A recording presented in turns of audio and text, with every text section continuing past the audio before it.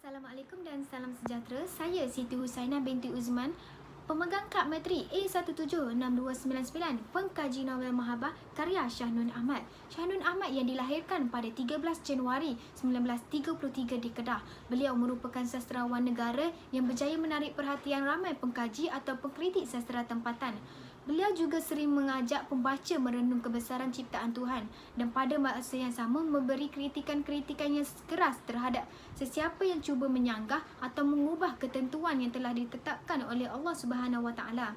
Melalui pembacaan saya dalam novel Mahabbah, saya mendapati terdapat banyak persoalan yang berkaitan dengan prinsip-prinsip kesusasteraan Islam. Oleh itu, saya telah memilih teori takmilah untuk memantapkan lagi kefahaman saya terhadap novel ini. Mahabbah, apa itu mahabbah? Mahabbah adalah kasih sayang atau percintaan. Shahnun Ahmad mengajak pembaca merasai satu situasi bahawa sedar tentang detik-detik terakhir kehidupan. Novel Mahabbah tertumpu kepada perjalanan minda yang dialami oleh watak utama iaitu Endar. Endar yang memiliki penyakit miastenia gravis iaitu MG. Disebabkan penyakit ini menyebabkan beliau lumpuh dan sentiasa bermonolog tentang kehidupannya. Melalui hati dan akalnya yang lemah itulah dia ingin mencegah segala kemungkaran dan kemaksiatan yang bergolak dalam masyarakat bangsanya. Hidup tanpa dipedulikan oleh kedua orang anaknya iaitu Abdul Rahman dan Abdul Rahim telah menambahkan lagi gelora hatinya. Dan melalui prinsip teori takmilah, saya telah menganaliskan 7 teori takmilah dalam novel Mahabbah. Iaitu yang pertama, prinsip ketuhanan yang bersifat kamal. Karya sastera melahirkan rasa keagungan terhadap pencipta. Matlamat hidup manusia yang lurus adalah berjalan atas ketetapan matlamat yang telah ditentukan oleh Allah Subhanahu Wa Taala. Melalui prinsip ini, seorang hamba haruslah sentiasa melakukan pengabdian diri kepada Allah dan pengakuan terhadap kebesaran Allah. Hal ini dapat dilihat melalui petikan novel pada halaman 151. Iaitu menyatakan bahawa Endar menerima semua ketentuan itu dengan lapang dada dan menganggap penyakit yang dialami adalah nikmat yang diberikan oleh Allah Subhanahu Wa Taala.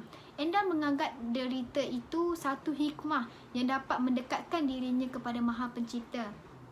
Jelaslah bahawa Tuhan adalah bersifat kamal yang menentukan segala-galanya kehidupan manusia.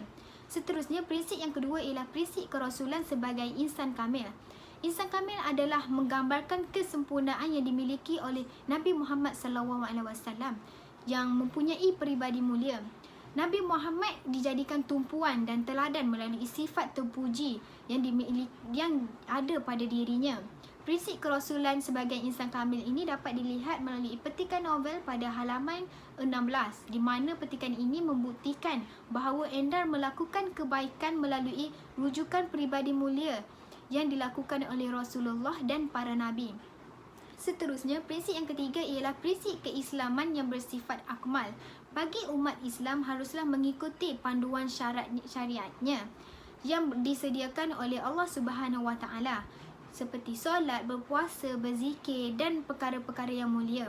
Setiap umat Islam juga haruslah mampu melafazkan 2 kalimah syahadah.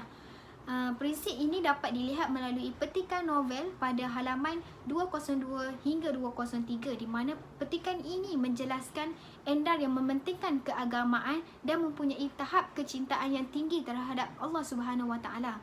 Sebagai umat Islam, beliau selalu melakukan perkara-perkara yang mulia seperti berzikir. Hal ini dapat mewujudkan kasih sayang antara manusia dengan Tuhan. Prinsip yang keempat ialah prinsip ilmu dengan sastera yang bersifat takmilah. Ilmu dan sastera saling memerlukan untuk menghasilkan sebuah karya yang baik dan bermutu. Hal ini dapat dilihat pada petikan novel Mahabbah pada halaman 195 hingga 196, di mana ia menjelaskan tentang ilmu yang ada pada watak utama iaitu Endar. Seterusnya, prinsip yang kelima ialah prinsip sastera yang berciri estetik dan bersifat takmilah. Pengarang kreatif akan menggunakan bahasa seluas mungkin, meliputi pemilihan sintaksis, diksi, ungkapan yang khusus dan meluaskan penggunaan bahasa kiasan. Melalui novel Mahabbah juga menggunakan perlambangan dan simbol dalam karyanya. Sebagai contoh seperti sungai, burung, pohon, kemarau, hujan yang merupakan imej mendominasi metafora pengarang. Seterusnya, prinsip yang keenam ialah prinsip pada pengkarya yang seharusnya mengistigmakan diri. Pengkarya hendaklah bertanggungjawab menyebarkan risalah tauhid, menerusi karyanya kepada masyarakat. Seorang penulis juga berperanan besar untuk meneruskan tugas perjuangan dakwah Rasulullah SAW. Karya-karya yang dihasilkan berlandaskan kebenaran, keadilan dan kebaikan, iaitu untuk menyeru manusia ke arah keimanan dan ketakwaan. Hal ini dapat dilihat melalui petikan novel pada halaman 202, yang mana Endar walaupun lumpuh, beliau masih tetap melakukan amal ibadah untuk mencari mahabbahnya dari Allah Subhanahu Wa Taala, dan Endar juga mencari keabadian yang mulia. Seterusnya, prinsip yang ketujuh ialah prinsip khalayak bertujuan memupuk mereka ke arah insan kamil. Matlamat prinsip ini adalah dengan mencontohi pribadi terpuji dan akhlak mulia Rasulullah SAW. Bimbingan yang dilontarkan melalui karya dapat meningkatkan lagi keimanan, ketakwaan dan amal saleh. Hal ini dapat dilihat pada halaman 67 pada novel Mahabbah. Kesimpulannya, dalam novel Mahabbah amat syarat dengan nilai-nilai keislaman. Melalui karya juga dapat dijadikan sebagai media dakwah. Novel Mahabbah mengekalkan akidah secara berterusan. Hal ini dapat membimbing dan memandu pembaca menjalani kehidupan sebagai seorang Muslim yang kamil. Sekian, terima kasih. Itu sahaja daripada saya.